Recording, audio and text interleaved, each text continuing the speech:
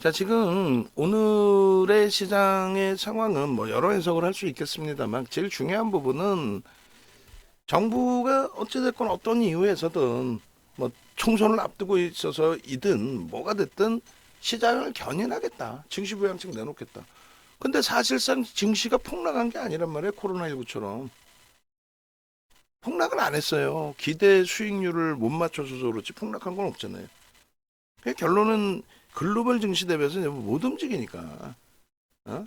글로벌 증시 대비해서 못 움직이니까 글로벌 증시만큼 좀 올라가게끔 해서 그렇게 해서 우리나라만 횡보한 부분 22년도 10월 저점 찍고 나서 사실상 우리나라도 반등이 나와 있죠.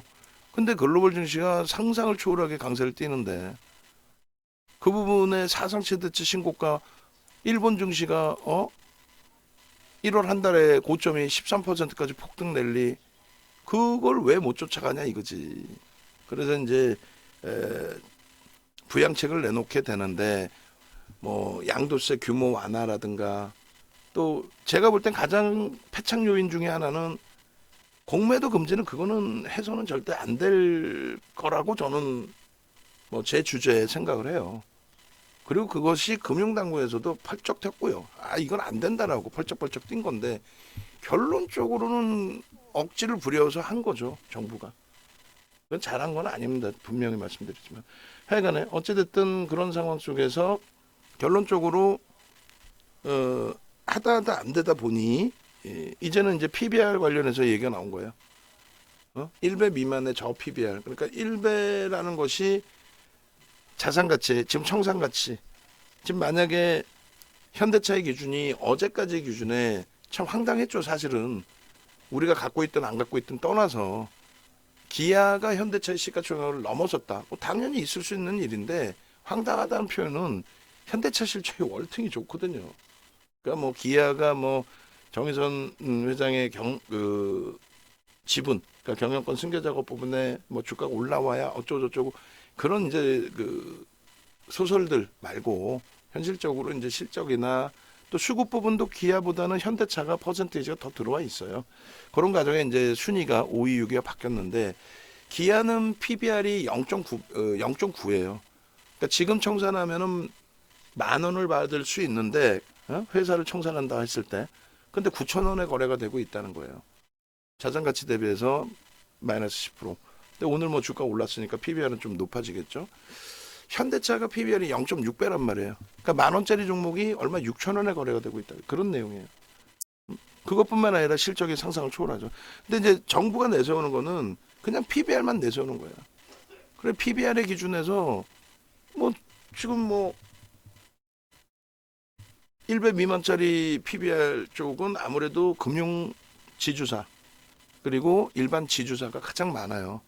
그러니까 GS, LG, SK 또 삼성물산 최근에 폭등 나오는 이유 중에 하나가 삼성물산의 자회사들의 지분을 갖고 있는 실질적인 지주사 성격이잖아요. 삼성그룹에. 그런 쪽의 가치 평가가 제대로 안 돼 있으니 이거는 대주주만 배치우는 상황 아니니 그러니까 PBR을 높여라. 그러니까 어떻게 높이냐 이거 주가를 올려야 돼. 어떻게 올릴 거냐 이거지. 그럼 주주하는 정책 해라. 아니 지금도 열심히 하고 있는데 왜?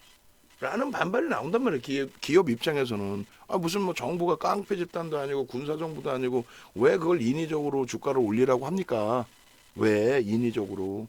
뭐 좋게 포장한다면 아예 뭐 상생 정책을 펴야죠. 뭐 근데 명분이 애매하다는 거예요. 그렇게 해서는 PBR이 낮은 게 그게 무슨 뭐 그게 기업이 잘못해서 낮은 건 아니잖아요.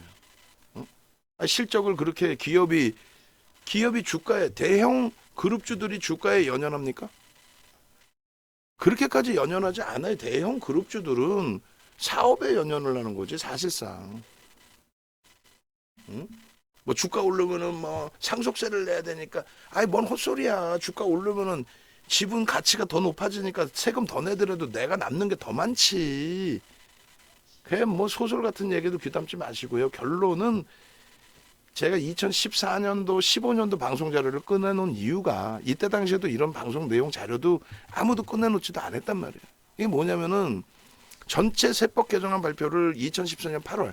그러니까 2014년도에 박근혜 전 대통령 정부에서 내각 2기가 이제 출범을 하는데 그때 기획재정부 장관 최경환 전 장관께서 이제 취임을 하셨죠.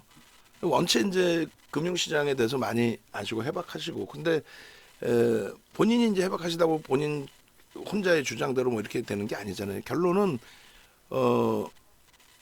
국책 기관들 그런 기관들을 통해서 이제 어떻게 하면은 정상적으로 세금을 정상적으로 합법적으로 무리수 없게 더 거둘 수 있을까 그것에 대해서 이제 조사를 해서 좀 보고서를 제출해서 이렇게 되겠죠. 그렇게 해서 책 한 권 분량이 나온 거예요. 그게 보도자료로 다 나와 있어요. 금융당국들 하면 파일철로 해가지고 다운받을 수 있게. 그게 진짜 엄청나게 큰 책 한 권 분량이 나옵니다. 그 중에 금융 관련된 부분이 일정 범위가 있어요. 그거를 윤정도는 다 끄집어내서 윤정도가 공부하고 전략을 꾸려드리는 거고 방송 지금 나오는 사람들은 그 정책을 떠돌아다니는 거를 보도자료 보고 그냥 아무 생각 없이 떠들어대는 거고. 근데 이 당시의 기준은요. 어떤 기준이냐면 가장 중요한 게 이제 여러 가지가 있어요. 이거 말고도 7회차 말고 이게 7회차 방송 자료인데 6회차에는 뭘 보여드렸냐면 형식적인 것들이 있어요. 어떤 형식적인 게 있냐면 액면 분할을 하면은 거래가 더 많이 돌 거다. 그래서 거래세가 더 형성될 수 있다.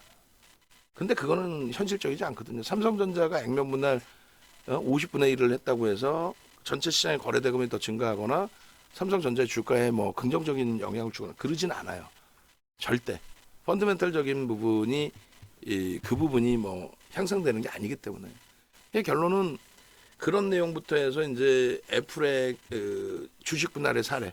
그러니까 미국은 액면이라는 게 없어요. 주식입니다. 그냥 주식을 분할한다고 표현하고 우리나라는 액면을 분할한다고 표현을 하는데 미국의 이제 애플이나 이런 쪽에 주식 분할 사례를 예제로 놓고 우리나라에 이제 SK텔레콤이나 이런 쪽에 액면 분할의 사례를 넣어놓기도 했었고.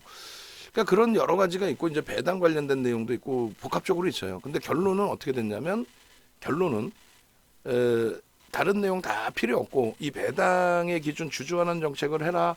배당이라는 건 이런 거다. 뭐 시가 배당률이는 이런 거다. 아주 뭐 기초적인 내용인데 저게 여러분들 그 자산 증식하고는 뭐 그렇게 큰 영향은 없어요. 주식 시장에서는 그냥 기본적으로 아실 내용들이고 그리고 뭐 예를 들어서 저 내용 이외에 가장 중요한 거 하나만 보여드릴 건데 이 뭐 주주별 배당금이 작다 우리나라 기업들이 지금처럼 뭐 PBR이 낮다의 기준을 이야기하는 것처럼 왜 외국 대비해서 배당을 덜 주냐부터 해서 왜 대주주만 살찌우냐부터 해서 그거는 IMF 때부터 나온 얘기예요. 그 얘기하면 이제 뭐 대우증권 대우그룹이 공중분해라고 해야 되나? 하여간에 그렇게 되는 내용들을 전부 다 이야기를 해야 되는 상황이 된단 말이에요. 어찌됐건 어제도 말씀드리고 오늘도 말씀드린 내용 중에 유보액에 대한 세금 제도에 대해서 말씀드렸잖아요. 그러니까 우리나라는 2000년부터 유보금에 대한 세금을 책정하는 그 부분을 면제시켜줬단 말이에요. 우리나라 기업들에. 그러니까 IMF 이후에 기업을 살려야 된다. 그 정책을 바탕으로 해서. 결론은 미국 그리고 일본 그리고 뭐 대만 그러니까 2021년이네요. 저는 2020년이라고 얘기를 하고 다녔는데 정확히는 2021년이라 2001년도 폐지 전에 과세 부분이 15%였다면 우리나라는 유보금에 대해서. 그러니까 유보금을 냅두느니 굳이 저 15% 세금을 내느니 결론적으로는 어떻게 해요? 그걸 가지고 배당도 하고 자사주 매입도 하고 매입해서 소각도 하고 막말로 뭐 금양 같은 애들 시가총액 700억짜리 자사주 매입 일부 해놨던 거 시가총액 12조까지 땡긴 이후에 그거를 1,500억에 시장에서 블록딜로 또 팔아먹고 이런 짓거리 안 하고 자사주 매입했으면 기아가 이번에 발표한 게 그 내용이 있는 걸로 알고 있는데 지금 그 디자인 하시는 분 모니터링 하고 계시면은 모니터링 안 하고 계시면 전달해 주세요. 어제 뭐 기아나 이런 쪽 응? 몸도 안 좋은데 야간에 고생해서 다 올려주셨는데 그 내용 그대로 표자고 간단하게만 해주세요. 그러니까 기아에서 지금 아마 기아 공시도 한번 제가 들어가 볼게요. 공시도 한번 들어가 보세요. 원고 작업하신 분도. 그래서 결론은 기아에서 자사주 매입을 하고 자사주 매입 부분에 대해서 이익 소각을 하고 그리고 절반 정도 이익 소각한 이후에 또 하반기에 보면서 추가적으로 이익 소각을 해도 될 만큼 또 계속해서 긍정적인지 확인해서 추가 이익 소각을 하겠다. 이런 내용들의 발표. 그러니까 지금 정부 정책의 내용에 대한 발표 부분들이에요. 응? 근데 결론적으로 이제 지금 말씀드리는 거는 두 가지를 말씀드리는 건데 뭐 저보다 훌륭하신 분들이 많으니까 이제 정부하고 뭐 소통을 하겠죠. 그래서 결론적으로 첫 번째 기준은 그런 내용이라는 거예요. 지금 무조건적으로 저 PBR을 해소해라. 이거는 좀 많이 황당한 상황이잖아. 물론 이제 저도 좀 과하게 한쪽 방향만 주장하는 거고 그 정도면은 이제 기업들이 알아서 좀 속된 표현으로 이렇게 하면 안 되겠지만 알아서 기어서 뭐 발표도 하고 기아처럼 그런 수순으로 이제 뭐 진행될 가능성은 있지만 그 모양새가 깔끔하려면 2014년도 뭐 박근혜 전 대통령 정부의 뭐 정치 색깔 얘기하는 게 아니라 그때처럼 이렇게 명분이 있는 기준, 기업들 어렵다 그래가지고 유보금 세금 매기는 거 그거 폐지해 줬잖아. 제가 알기로는 지금 그게 부활되지는 않은 걸로 알고 있어요. 그러면 그것에 대해서 폐지해 준 대신에 이걸 다시 세금을 부활하지 않게끔 주주환원 정책 제대로 해. 예? 그겁니다. 그거 하나에 그거 얘기하는 거예요. 그렇게 해서 명분을 주고 진행을 하면은 효과가 있을 수 있다. 그러면 자사주 매입도 하고 배당도 하고 배당의 직접적인 요율은 좀 제한적이란 말이죠. 지금의 기준에서는. 근데 뭐 특별 배당이라는 건 대형 업체들은 하니까 뭐 상관없는데 근데 이제 제일 중요한 부분은 자사주 매입 막 발표하는 거야. 예를 들어서 주주환원 정책으로 자사주 매입 발표해서요. 이익 소각해 버릴게요. 주당 가치 막 올라가는 거야. 외국인들도 그래 열심히 하네. 우리도 살게. 그럴 수 있다라는 거지. 그럼 그 명분을 너희 안 하면 세금 매길 거야. 그 명분이 되잖아. 제가 생각할 때는 명분이 되는 거잖아요. 그러니까 그런 내용들의 기준이라는 거예요. 그리고 또 한 가지는 뭐 그거는 꼭 그 긍정적인 거라고 할 수는 없지만 진보 정부 들어올 때는 항상 이제 국민연금의 그 주식 비중을 늘리는 경우가 많았습니다. 그리고 박근혜 전 대통령 정부 때나 이명박 전 대통령 정부 때도 뭐 허무맹랑한 사실 얘기를 많이 말씀들 하셨죠. 2,000포인트일 때 뭐 제가 취임하면 5,000포인트를 만들겠습니다. 막 이렇게 그 내용 중에 이제 국민연금의 자금 집행, 주식 비중 그 부분을 많이 이제 늘려고 하는. 결론은 그 현실적인 부양책이 나와주는 게 좋다라는 건데 방금처럼 국민연금에 이제 비중 높이는 거 슬쩍 이렇게 넣어놓는 거 그거에 대해서 뭐 누가 강력한 반발하는 케이스는 드물거든요. 없었어요. 제가 알기로는.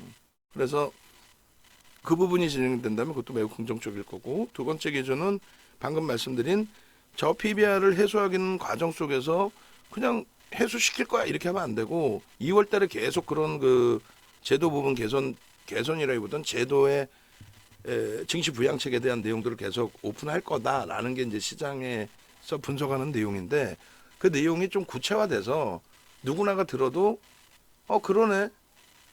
유보금에 대해서 세금 두들겨 맞느니 굳이 그럴 바에는 자율적으로 배당 늘리고 자사주 매입 들어오는 게 효율적이겠네. 대그룹에서 그 내용이 나오겠네. 그러면 어떤 쪽에서 얼마큼 할지에 대해서 가늠해보고 여기가 유보금 많으니까 여기서 많이 하겠구나. 이렇게 이제 전략 잡아 나가면 그게 실질적으로 시장에 도움이 되겠구나라는 판단이 쓴다라는 거죠. 지금처럼 이제 뭐 그러니까 원래 이 내용이 어제 저녁에 좀 많이 돌았어요. 또 많이 돌고 오늘 당장 또 이제 뭐 시장 자체 폭등이 나온 거고 그 관련 주들에 대해서 어제 내용이 나왔고 뭐 그 전에 이미 이 내용들이 다 여러분들도 다 들어보셨잖아요. 농담이 아니라 저 PBR 딱 치는 순간 포털에서 가장 먼저 떴던 날짜가 나올 거 아니에요. 저 PBR이라는 단어는 자주 쓰지만 이렇게 정부 정책의 기준에서 나오는 기준은 최소 이번 주는 아니었던 것 같은데 이번 주부터 얘기가 나왔나? 하여간에. 응? 그래서 그런 부분의 기준, 그리고 또 한 가지는, 그리고 우리의 포트폴리오의 기준인데 굉장히 심사숙고를 해야 되죠. 왜냐하면 KB금융이 주가 올랐다고 얘로 바꾸겠습니다. 그래 버리면 안 되잖아. 그래서 지금의 비중에 금융 지주사가 없어서 조금 뭐라고 표현해야 될까요? 뭐 짜증스러운 건데, 제 입장에서 금융 지주사가 금리 인상하는 시기에 항상 금융 지주사를 갖고 있었어요. 지금 KB금융 안 보고도 말씀드릴 수 있어. 차트를. 무슨 얘기냐면 2015년 12월에 금리 올렸죠. 그때부터 KB금융, 그 엉덩이 무거운 KB금융의 랠리가 상상을 초월하게 나옵니다. 상상을 초월하게. 2015년 12월 금리 인상 그 시점 있잖아요. 그때 우리는 KB금융이 주도주로서의 편입 종목이었어요. 2015년 12월에 금리 올렸죠. 몇 년 만에, 11년 6개월 만에 올린 거예요. 마지막 금리 인상 이후로는 9년 6개월. 그 15년도 12월에 금리 올리면서 이제 그때 금리 올리는 게 저는 호재라고 항상 말씀드리잖아요. 금리 올리면서 폭등 나왔지. 금리 올리면서 폭락 나온 적이 단 한 번이라도 있나? 지금도 최고금리에서 폭등 나오고 있는 거죠. 지금 뭐 최고금리에서 깨진 적 있어요? 금리를 낮추는 순간 죽는다는 거. 그러니까 헛소리들 하는 사람들 얘기 듣지 마시고, 금리 인하 언제예요? 그건 기본의 기자도 모르는 애들 얘기 듣지 마시고. 그렇게 해서 이 금리 인상 시기에 2015년 12월 이후에 저 폭등 랠리를 그대로 수익으로 다 잡아냈었고, 수급도 좋았었고요. 그리고 2018년도 12월에 금리 인하 시작했죠. 박살났죠. 왜 올라요? 예대금리 때문에, 예대마진 그렇게 높지는 않아요. 예금 금리와 대출 금리의 차이, 그걸 그렇게 높이면 되겠어요? 금리 올렸다고? 안 되잖아. 그러니까 정부가 적절하게 조정을 해주는데, 다만 이제 마진 스프레드가 이제 벌어지니까 그것에 대한 이제 체감 온도보다는 시각적인 부분이나 심리적인 부분, 그런 게 이제 긍정적으로 형성이 된 거죠. 어찌됐든 금리 인상 시기 폭등, 금리 인하 시기 급격한 조정, 그리고 이제 다시 이번에 이제 금리 인상 시기의 랠리는 매우 제한적이었어요. 그러다가 이제 지금인데, 고금리의 기준에서는 가장 긍정적인 평가를 받는 게 금융주란 말이에요. 근데 원체 이제 원래 원칙이 그렇지만은 거래도 제한적이었고 수급도 제한적이었고 여러 가지. 그러다가 지금은 명분이 터진 거죠. 그러면서 결국은 월봉 기준에 지난달에 월봉 그 거래를 터뜨리면서 흐름을 준 거고, 지금 KB금융의 월봉 기준이 얼마나 멋들어집니까? 농담이 아니라. 얼마나 멋들어져요. 지금 거래 수반하고 나서의 흐름이 되잖아요. 거래 수반하고 나서 갭상승이 나온 기준에, 그럼 월봉의 목표 주가 설정 범위가 아주 편안하죠. 얼마나 편안합니까? 월봉 기준에 KB금융의 지난달 종가가 56,600원이에요. 그러면 우리의 그 목표 주가 설정 범위는 어떻게 설정이 돼요? 요 바닥 라인의 요 자락의 저점 부분을 목표 주가로 잡는 겁니다. 평상시에 변동률이 없던 종목이다 보니까 저 바닥 라인의 그 목표치 자체가 굉장히 변동률을 굉장히 크게 잡네, 이렇게 해석할 수도 있는데, 오늘 하루의 등락 범위 보니까 어때요? 만만치 않죠. 변동성 종목 저리 가라야. 그래서 여기를 만약에 43,000원으로 잡는다라고 했을 때 43,100원 이렇게 돼 있는데, 43,000원, 여기를 56,500원 만약에 그렇게 잡으면 얼마가 이격이 발생돼요? 26,500원이 발생되죠. 26,500원, 26,500원, 저기다 플러스 해주면 얼마예요? 26,500원, 83,000원? 목표 주가 83,000원이에요. 26,000원이 아니다. 13,500원이네. 죄송합니다. 이게 정신이 없어요. 저도 잠을 못 자니까. 어제도 얼마에 돼서 오늘도 5시에 눈 붙였다가 튀어나와가지고 화장실도 제대로 못 가가면서 하고 있잖아. 13,000원 500원이라고 기준 잡으면 13,500원 딱 해주면은 딱 7만 원이네. 딱 7만 원이야. 기가 막히네. 목표 주가 설정 범위가 7만 원이면 앞전에 69,200원의 고점을 넘기는 수준이 된단 말이야. 자, 목표 주가 설정 범위, 갭에 대한 목표 주가 설정 범위 얼마요? 7만 원으로 설정을 잡아 주십시오. 이 화면은 제가 캡처를 해서 올려드릴 테니까 그렇게 해서 갭에 대한 목표 주가 설정 범위 KB금융 7만 원. 그리고 오늘 KB금융 떴을 거고 아마도 하나금융지주도 떴을 것 같아요. 주력주로 어제 움직임을 보고 좀 또 최근의 움직임을 보고 좀 들어가시면 좋은데 뭐 안타깝지만 포트폴리오 주력의 흐름이 아니다 할지라도 그렇게 해서 24년 02월 01일 15시 58분 기준에 KB금융의 월봉입니다. 그죠? 저거 하나만 가지고 있어도 되는 거예요. 이런 종목이 좋은 건 주력주가 좋은 건 2015년도의 월봉 차트 흐름을 봐보세요. 팔고 싶어도 팔 자리를 안 줘. 계속 잡아 끌어올립니다. 팔 자리를 안 줘. 한 달에 그냥 뭐 3% 4% 그걸 우리는 만족하고 대처를 했어요.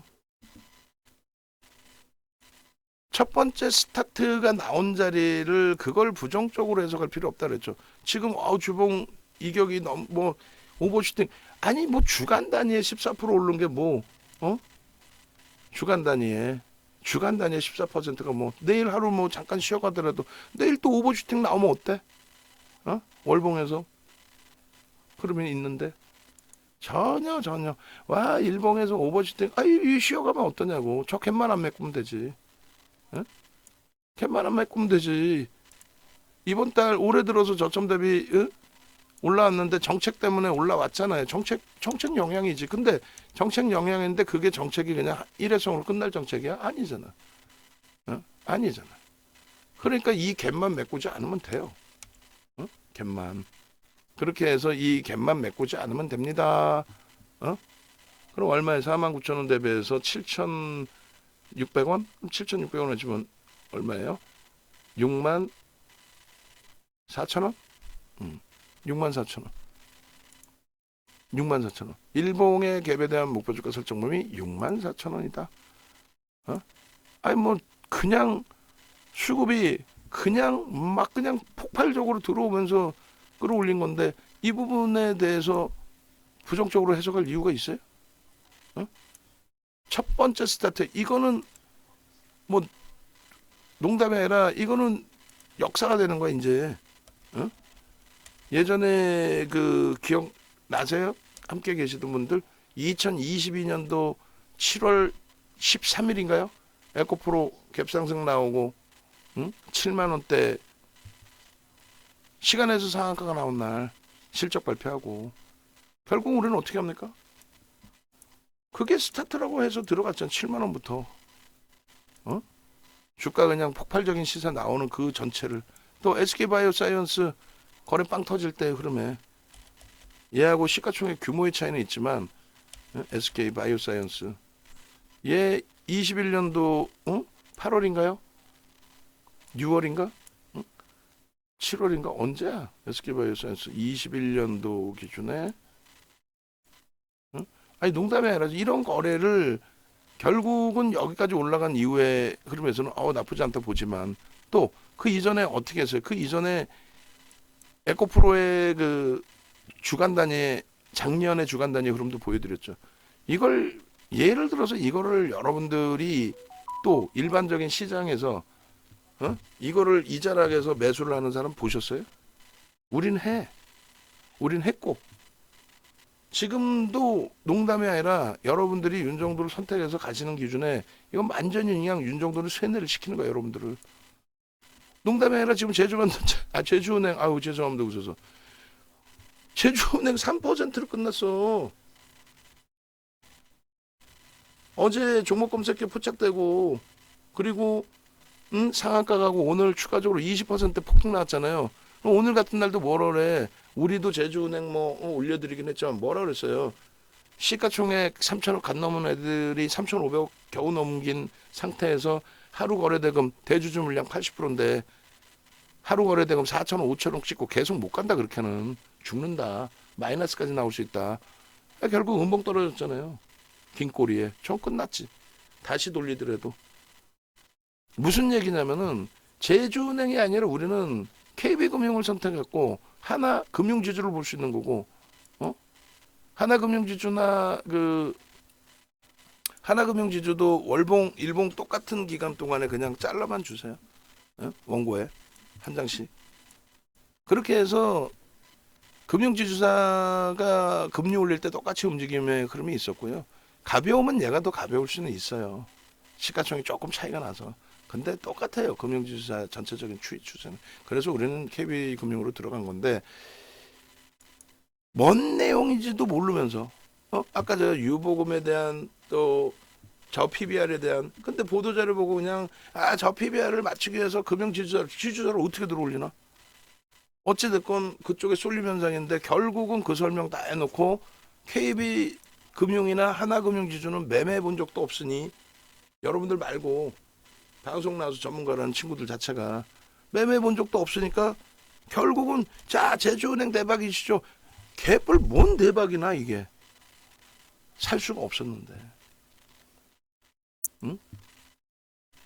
살 수가 없었는데 이때 거래 터져서 시가총액 이 당시 기준에 그러면 시가총액이 얼마야? 2천억짜리? 10,000원이면은 이게 얼마야?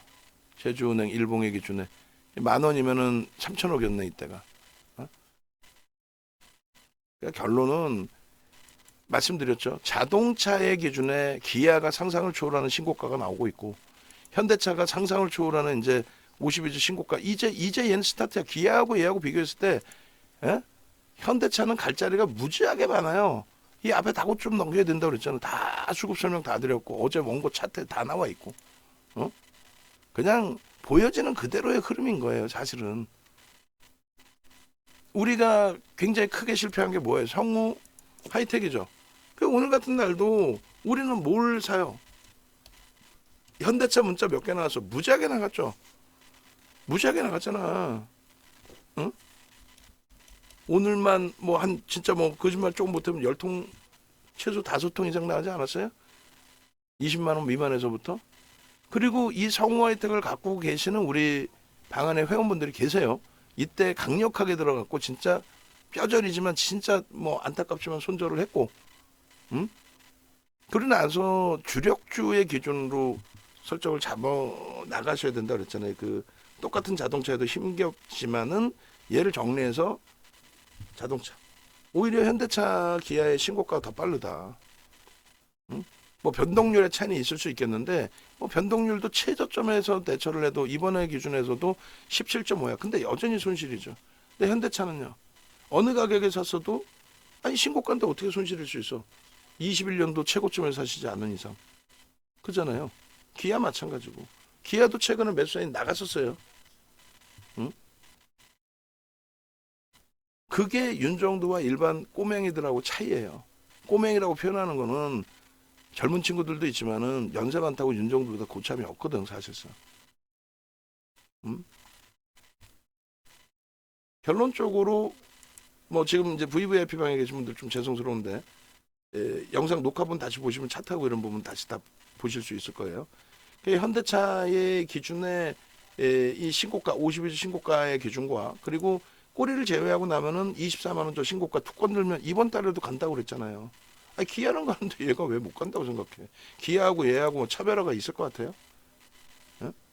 기아는 지금 사상 최대치 신고가예요. 52주 신고가 아니라 사상 최대치 신고가. 그런 흐름에 현대차가 소외가 돼서 못 간다. 그럼 말도 안 되는 똑같은 완성차인데. 그럼 지금부터 현대차가 날아갈 공간이 굉장히 많다는 거야. 그러니까 25% 비중을 잘 채우고 있던 거죠. 결론은 남들은 다 현대차, 기아 말고 소부장 쪽 들여다볼 때 아니야. 일단 얘부터입니다. 마찬가지입니다. 종목별로 다 차이가 있고 한미반도체 어찌됐건 지난 1년 동안 오른 게 상상을 초월하고, 그래도 결론은 하이닉스라는 거예요. 삼성전자인 거고.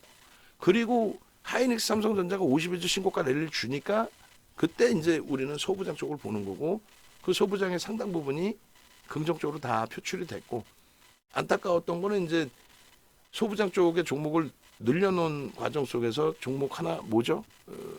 동진세미캠 같은 경우 손절을 했었죠. 근데 걔도 결국은 보면 신고가 대비해서 눌림폭이 제한적이에요. 시장 지금 2,500 초반이라고 감안을 했을 때. 그리고 나서 보는 거예요. 그러니까 다시 정리를 해드리면 금융지주사 당분간 계속 볼 거고, 그리고 자동차의 기준에 오늘 첫 폭발적인 시세 부분을 정점이다, 쉬어간다. 근데 이번엔 정책까지 겹쳐져 있기 때문에 쉬어갈 수 있는 상황이 아니에요. 저 PBR 해소하라며 0.6배라니까 현대차가. 그럼 다른 쪽에 뭐 예를 들면은 얘네들 순환성으로 안 움직일 것 같아요. 이게 점점 더 소문나고, 다 알고 계시는 내용이지만 더 소문나고 뭐 했을 때, 야 지주사 봐라 해갖고 지금 얘네들 계속 가잖아. 근데 얘네를 지금 따라 붙으실 건가의 기준을, 저는 그럴 바에는 현대차를 사겠다 이거야. 그럴 바에는 KB금융을 사겠다 이거야. 금융지주사죠. 똑같은 지주사를 사더라도 금융지주사, 금리 최고점일 때 기준에서의 금융지주사, 저 PBR 자체 이외에도 명분이 있는, 그러니까 무슨 뭐 예를 들어서 한국전력까지도, 한국전력의 기준이 뭐예요? 지금 정책이 바뀌어야 되거든. 근데 적자잖아 지금. 전기요금 못 올리고 기업들에게 헐값으로 주고 있고. 근데 결국은 PBR이 낮으니까 얘도 쏠림 현상이 나올 수 있다고 계속. 근데 그거는 말 그대로 이게 진짜 저 PBR 자사주 매입하고 이런 기준에 한국전력이 지금 자사주 매입할 수 있나? 못하잖아. 수급이 들어와 있으니까 그나마 긍정적으로 보고. 그리고 오늘 수급 부분에 상당 부분이 연기금들이 많이 있을 거예요. 아마 대형주들에. 그런 것도 꼬치꼬치 봐야 돼. 윤정도가 그냥 뭐 연기금, 국민연금의 비중을 늘려야 실질적으로 갑니다 했을 때 공식적으로 야 연기금 내일부터 늘려가지고 대박 뭐 때려 사라고 할게요. 이렇게 얘기는 안 할 거라고. 이해되세요? 오늘 기준에 예를 들어서 삼성전자부터 쭉 수급 부분까지 전체를 다 볼 거예요. 오늘 뭐 외국인 기관들의 수급이, 삼성전자는 그나마도 외국인들의 매수가 형성이 돼 있었고요. 얘네들은 지극히 긍정적인 시각, 제대로 된 시각, 뭐 외국인들이 사줬다고 뭐 제대로 된 시각이 이게 아니라 정부의 정책에 의해서 인위적으로 이제 형성돼 있는 그런 내용들 말고, 예를 보시면은 뭐 연기금 쪽이 오히려 삼성전자 죽으라고 팔았네. 290만 주를. 뭐 하지만 외국인들이 500만 주대 물량을 샀으니까 그건 뭐 크게 부담스럽지 않고, 그 다음에 하이닉스도 연기금은 20만 주 팔았는데 오늘 강세를 띈 쪽을 한번 보자는 거예요. 제가 확인을 안 해봤는데 아무래도 들어와 있지 않을까라는 생각을 해요. 그리고 하여간에 그 IT부터 전체를 봅니다. 삼성전기도 오늘 좀 많이 꼬여져 버렸고, 그리고 한미반도체도 뭐 뜬금없이 이게 무슨 짓거리냐고. 이게 한미반도체도 장중 플러스 잘 움직이다가 그다음 낙폭 좀 줄여서 다행이지. HPSP도 장중에 무슨 뭐 2%인가요? 초강세를 띠다가 이게 뭔 짓거리냐고. 그러니까 정상적인 이제 뭐 얘네들이 저평가 상태는 아닙니다만 누적 수급 범위가 있고 성장성에 대한 해석 부분이 긍정적이었던 종목군들에 대해서 좀 불편한 거죠. 그리고 기관 투자자 쪽에 이 사모펀드가 7만 주를 팔았네요. 연기금이 28,000주, 투신이 74,000주. 그러니까 무슨 얘기냐면 이제 한투가 보고서 긍정적으로 내놓고 한투 나쁜 놈들 팔았네. 5만 주뿐이 안 팔았어. 그걸 가지고 뭐 보고서 내놓고 뭐 지분을 정리했다 이렇게 해석하는 건 무리수가 있다라는 거고요. 그다음에 이제 현대차 부분 보시면 연기금이 뭐 아주 강력한 매수는 아니더라도 연기금 역할이 일정 범위는 있다. 현대차 또 기아 최근 들어서의 뭐 그런 부분에 그리고 오늘 뭐 LG화학 움직임 나오다가 좀 아쉬운 부분인데 LG화학 그리고 현대모비스도 연기금 일부 들어오면서 전체 뭐 기관 수급이 좋았고, 그 다음에 KB금융 쪽의 기준도 뭐 결국 KB금융도 연기금이네요. 33만 주 적지 않은 물량. 연기금이 어느 방향으로 쐈을까? 위로 쐈을 것 같은데? 위로? 하나금융지주도 역시 연기금.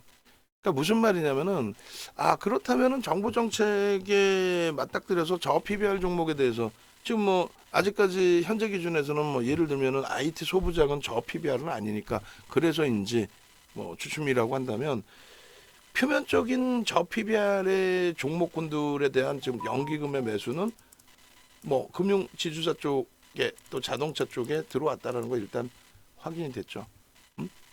그죠?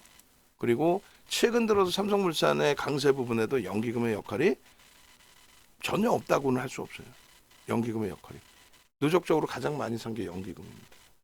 그러니까 결론은 뭐예요? 연기금이 지금 변동이 확장된 종목을 산다라는 게 무슨 의미예요?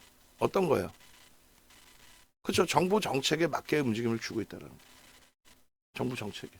그러니까 우리가 종목 이제 걸러서 볼 때에도 그 내용들을 쭉 보면 될 것 같아요. 그러니까 자, 다시 정리합니다. 지금 연기금이 사고, 그러니까 연기금이 산다라는 개념 자체가 제가 해석해 드리는 거는 그냥 연기금의 매수가 아니라 정부의 정책이 저 PBR을 해소해라. 그 과정 속에서 금융지주사나 이런 쪽은 외국인들 지분이 원들이 많잖아요. 또 연기금 지분도 많고 그 과정 속에서 이제 뭐 대표적인 저 PBR의 금융지주사 뭐 또 자동차 뭐 이런 쪽의 매수가 연기금이 들어오면서 야 주식시장 좀 부양하자. 어? 거기에 뭐 가장 자금력 있는 쪽이 뭐 국민연금이니까 우리나라 기관 입장에서는 그렇게 들어온 것이 아닌가라고 조심스럽게 추정을 해보는 거고 또 종목별로 오늘 급등이 나온 쪽을 보니 연기금이 그만큼 들어온 게 확인이 된 거고 삼성물산까지도 나머지 지주사도 한 번씩 확인해 보시고 그러니까 결론은 이제 정부의 시장 견인에 대한 의지는 확인이 된 거고 기존부터 작년 말부터 그 현실성 있는 부분이 있느냐 했을 때 저 PBR 종목 PBR을 높여라. 근데 그거는 그렇게 했다가는 좀 제가 생각할 때 막연하다고 그랬잖아요. 그러니까 뭔가 이제 명분을 내놓겠죠. 유보금 얘기가 분명히 나올 수 있습니다. 만약에 유보금 얘기 나오면 소름 돋는다. 그렇게만 생각하지 마시고 주변에 널리 뿌리세요. 다른 사람들을 이롭게 해주라고. 야 윤정도 아니면 안 돼. 윤정도한테 다 찾아와. 라고. 무슨 말인지 아시겠어요? 제가 볼 땐 유보금에 대한 얘기 나올 수 있다라는 거예요. 근데 정부 당국이나 금융 당국보다 윤정도가 먼저 얘기하고 있죠. 그다음에 연기금에 대해서 지금 아무도 얘기 안 하고 있을 거예요. 국민연금이 비중을 늘려야만 된다라는 내용. 그걸 윤정도가 지금 얘기를 해드리고 있는 거예요, 여러분들한테. 농담이 아니라 그 정도 시황을 볼 수 있는 시각을 가지고 있고 검증 받았고 윤정도는 언론사에서부터 해서 다. 그래서 연기금까지 들어오는 요 추세에 정부의 정책이 그렇게 간다면 그렇다면 시가총액 비중이 어찌됐든 27%대 형성되어 있는 삼성전자 하이닉스에 대해서 뭐 직설적이든 우회적이든 너희는 왜 안 해? 너희는 왜 시장 부양책에 대해서 지금 글로벌 증시 대비 G20국가 중에서 가장 못 가고 우리나라 오히려 1월 달에 폭락이 나와 있는 그런 상황에 너희는 안 할 거야? 같이 안 할 거야? 같이 동참 안 할 거야? 저 PBR을 떠나서 니들은 안 할 거야? 이렇게. 얘는 저 PBR을 떠나서 실적이 상상을 초월하잖아요. 개선폭에 대한 기준도. 그렇게 된다면 절대 얘네들이 소외되고 시장 견인이 될 수 있는 상황은 아니라니까. 정부의 기본적인 논리는 저 PBR을 해소하라는 게 아니라 시장 지수를 어떻게든 견인하라는 얘기잖아. 저 PBR 종목 무조건 뭐 무슨 KTNG 이런 애들 다 올릴 거야? 한국전력 올릴 거야? 적자인데? 예? 그잖아요. 금융지주사 또 그냥 일반 지주사들 뭐 무조건적으로 압박 넣어서 올릴 거예요? 연기금이 그들 배를 찌워줄 거야 그러면? 삼성물산 주가 올려주면 누가 좋아? 개인들이 좋아? 아니잖아. 대주주가 좋지. 그러니까 자율적인 흐름을 가져간다 했을 때 지수를 견인하려는 의지라면은 무조건적으로 삼성전자 하이닉스의 견인 역할을 할 수밖에 없다라는 건 그건 명확한 거다. 그건 명확한 거다. 그걸 놓고 보자. 아시겠죠? 그러니까 전략 지금 뭔 소린지 뭐 모르시겠다 하시면은 야간 전략 다시 들으러 오시고 그리고 그 부분에 대해서 쫓아오시면 돼요. 그럼 정책적인 부분에 대한 전략 부분은. 나머지 부분 이제 뭐 다 종목별로 있습니다만 어차피 소부장 쪽 비슷할 거고 그다음에 뭐 엔캔 같은 경우에 오늘 기관들이 여전히 매도인데 얘네들은 그러니까 앞으로 또 들어간다고 해도 지금 어차피 엔캠 들어가자 해놓고 안 들어간 거잖아요 오늘. 거래대금이나 이런 거 쭉 봐야 되니까 고점을 넘길 때 거래대금 더 실려줘야 된다 그랬는데 조금 제한적이긴 하지만 어찌됐든 그러면 결론은 제한적 저수급에 무조건 따라가는 게 아니라 기술적으로 대처를 할 거란 말이에요. 또 에코프로 머티리얼즈 손절을 했지만 또 두산로보틱스 손절을 했지만 또 포스코 DX 손절을 했지만 다시 거래대금이 터지면서의 되돌리는 흐름이 나온다면 얼마든지 언제든지 어느 가격에서든 다 들어가겠다 이거야. 결론적으로 에코프로 머티리얼즈가 지금 누적적인 수급이 매우 긍정적인 상황이란 말이에요. 그리고 여기도 뭐 지수의 견인차 역할의 그 기준은 아니지만은 연기금 쪽에 누적 수급이 있어요. 오늘도 뭐 결국은 연기금의 매수네요. 에코프로 머티리얼즈도 수급 눌린 거지. 엔캡은 뭐 추정자 몇 명이서 악쓰고 있는 내용이고 그리고 두산로보틱스도 누적적인 연기금 수급이 있었는데 조금 물량이 나왔다가 오늘도 매도가 일부는 있네요. 그러니까 이런 부분들 확인해서 대처를 할 거예요. 수급 범위 확인해서 가격 반발력이냐 아니면 바닥 인식 잡고 돌릴 수 있는 위치냐. 그리고 HLB 생명과학은 일단은 전체 매도 사인을 드린 상태가 되고 HLB 생명과학은 그리고 우리는 매매 따라하기 방에서는 HLB 생명과학을 가지고 있죠. 근데 오늘 참 대단한 하루였죠.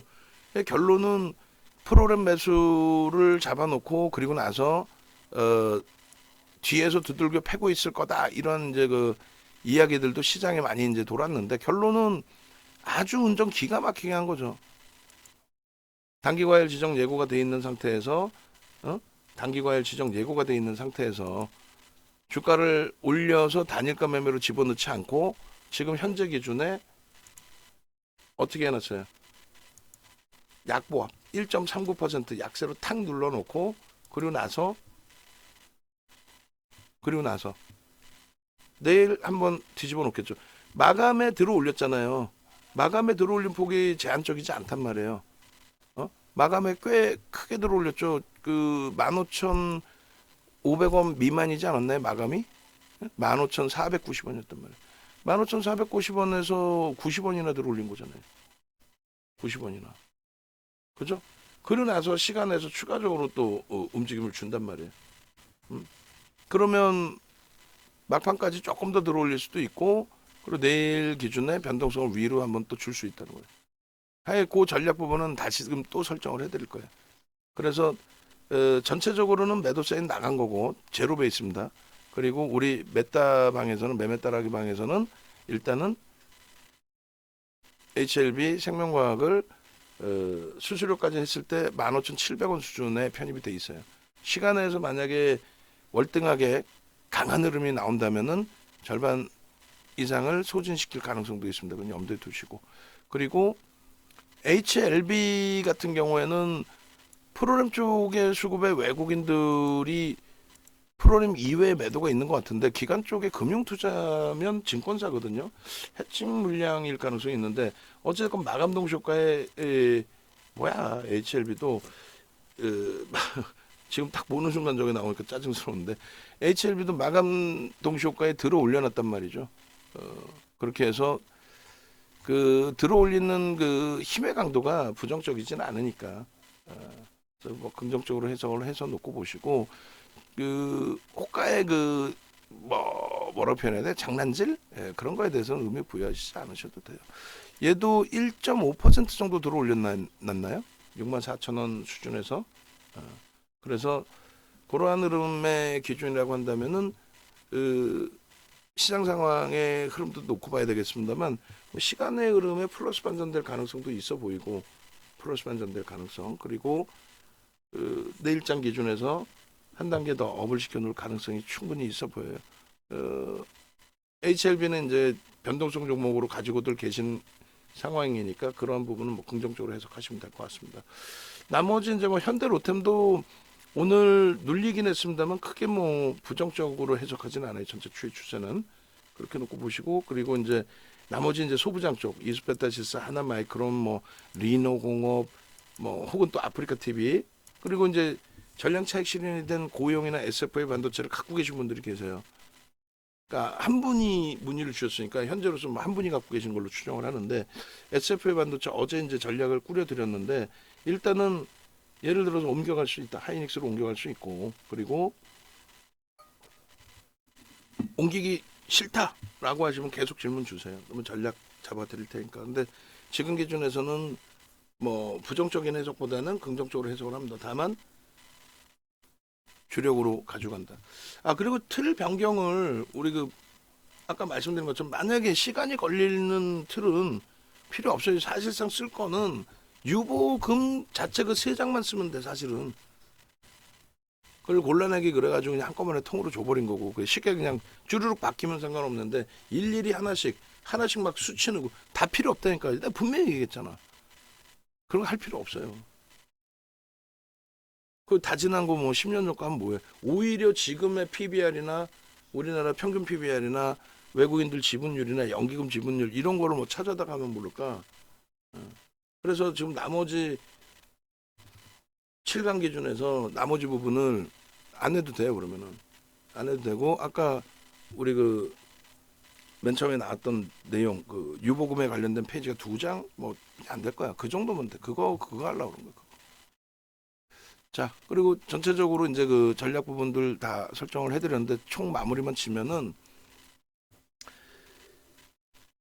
우리의 지금 비중이 이렇게 되어 있습니다. 지금 하이닉스가 두들겨 맞아가지고 2월달 포트의 기준이 이 엄청난 자동차의 6% 폭등에도 불구하고 아쉽게도 IT의 약세 때문에 수익률은 상당히 제한적이에요. 그리고 이제 금융지주사가 없고 포트에. 근데 이 포트 가지고 충분한 수익을 우리는 낼 수 있다. 2월 말까지. 왜? 정부가 원하는 게 뭐다?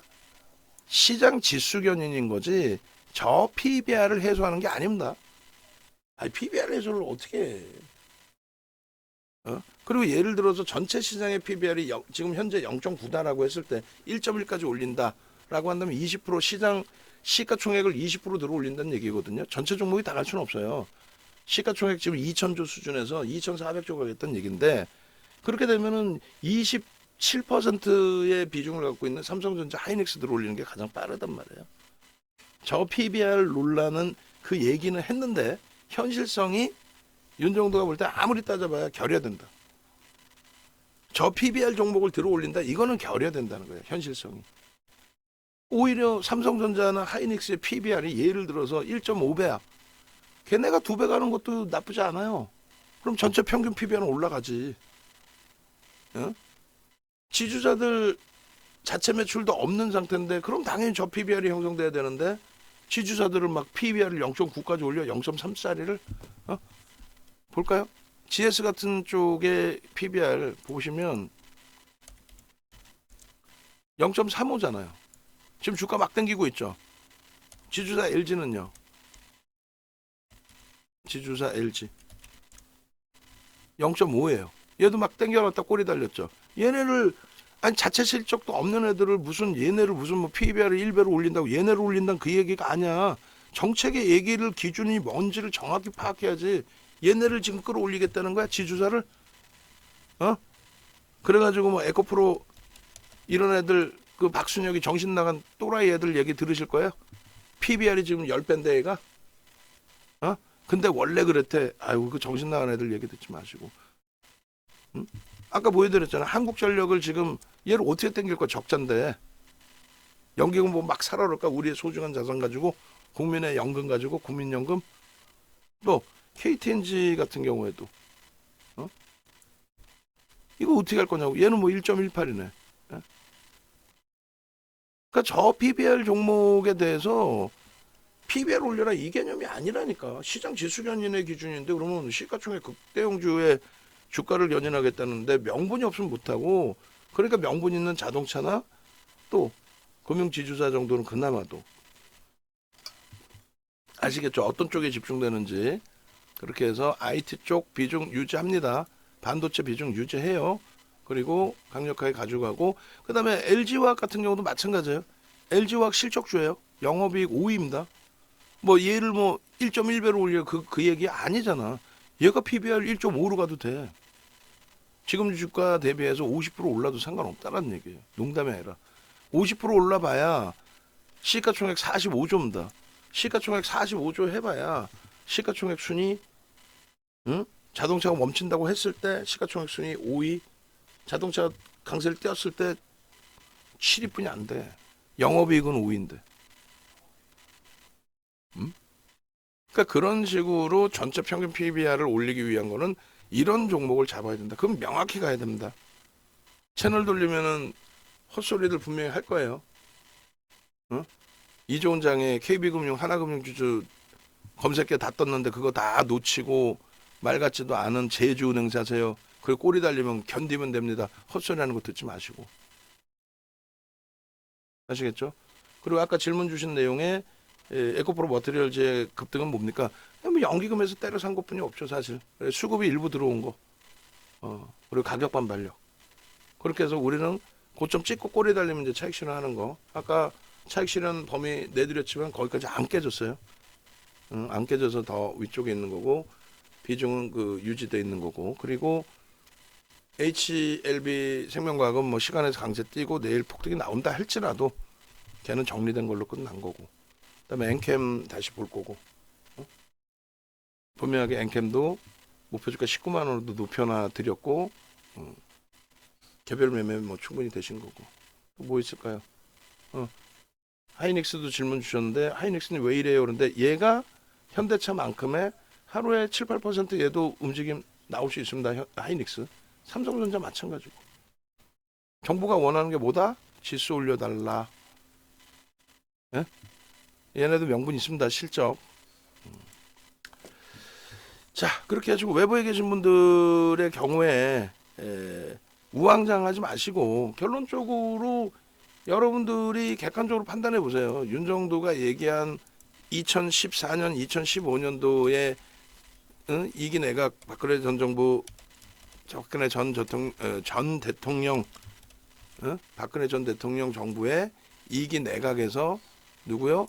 최경환 재정부 장관께서 결론은 진행하던 세수 확대를 위한 증시 부양책, 증시를 부양해야 거기서도 세수가 확대된다. 그 내용에 유보금 관련된 저 PBR 해소 관련된 그런 내용들. 그래서 유보금에 대한 내용 그리고 정부가 원하는 거는 저 PBR 해소가 아닌 저 PBR 종목의 해소가 아닙니다. 저 PBR 종목의 해소가 아니에요.